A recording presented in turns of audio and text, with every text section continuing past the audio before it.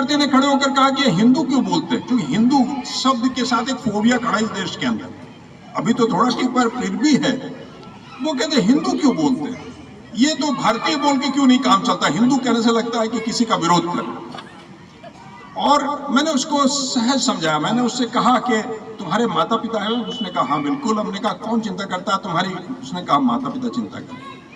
हमने कहा तुम्हारे माता पिता जी पूरे मोहल्ले की चिंता करते हैं? कहता नहीं, मोहल्ले की तो नहीं, मेरी चिंता करते हैं। हमने कहा तुम्हारी चिंता करते हैं, पड़ोसियों की चिंता क्यों नहीं करते?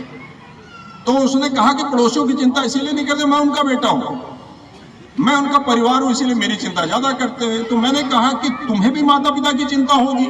उसने कहा हाँ। मैंने कहा कि सबकी पड़ोसियों के माता पिता की चिंता उतनी करते हो? कहा कि नहीं। हमने कहा कि जब तुम्हारे माता पिता तुम्हारी चिंता करते हैं, तुम्हारे परिवार की चिंता करते हैं, तुम अपने परिवार की चिंता करते हो, तुम्हारे घर की चिंता करना तुम्हारा धर्म है। तुम्हारे धर्म की चिंता करना किसका धर्म है?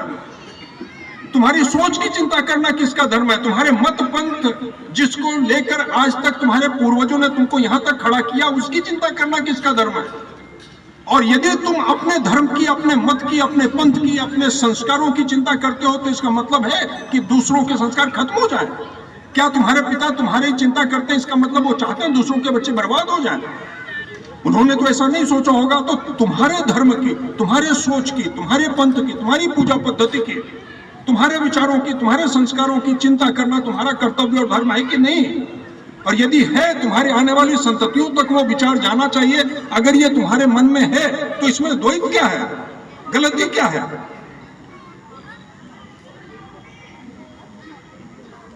और उस बच्चे ने कहा कि ऐसे करके कभी सोचा नहीं था इस विषय।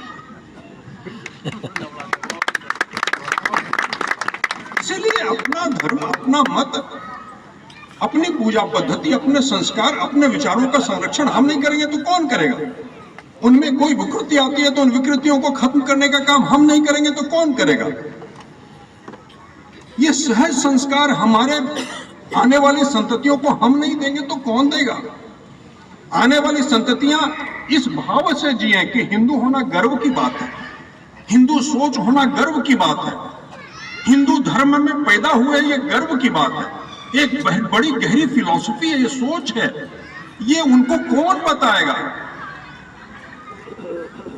Who will tell them? और यदि नहीं बताएंगे तो आने वाली संततियां तो इस विचार से ही कट जाएगी। होली आने वाली है, पूछे अपने बच्चों से कि होली की हिंदी तिथि क्या होती है? दशहरा मनाते विजयदशमी कहते, किस महीने की दशमी है वो? जन्माष्टमी कहते, किस महीने की अष्टमी है वो? मनाते तो सभी हैं, लेकिन हमने बच्चों को कहीं बताया ही नहीं। चैत्र वैशाख ज्येष्ठ आषाढ़ श्रावण भाद्र आश्विन कार्तिक में कुछ होता है, मनाएंगे जन्माष्टमी। ये नहीं पता है कि जन्माष्टमी कब आती है, किस महीने की अष्टमी में जन्माष्टमी होती है। मैंने you can not leave it, आप उसे छूट नहीं सकते, वो आपके जड़ों में है।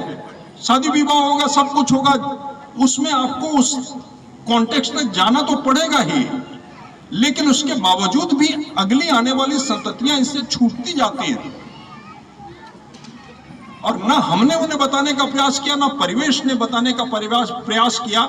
इसीलिए धीरे धीरे जो कॉन्टेक्स्ट है वो धीमा पड़ता जाता है। अगली संततियों तक अपने धर्म, अपने मत, अपने पंथ, अपने विचार, अपनी पूजा पद्धति, अपने संस्कार, अपने टाइम कैलेंडर्स, अपने पुरातन वैज्ञानिक आर्यभट्ट, चरक, बरामीर, कणाद, कपिल, सुश्रुत, उनका महात्मा जो अपने धर्म का वैभव है, उस वैभव को आगे वाली संततियों तक पहुंचाना हमारा धर्म और कर्तव्य है। यही तो संघ चाहता है और यही संघ करता है। और इसके अतिरिक्त संघ और क्या करता है? इतना ही तो करता है।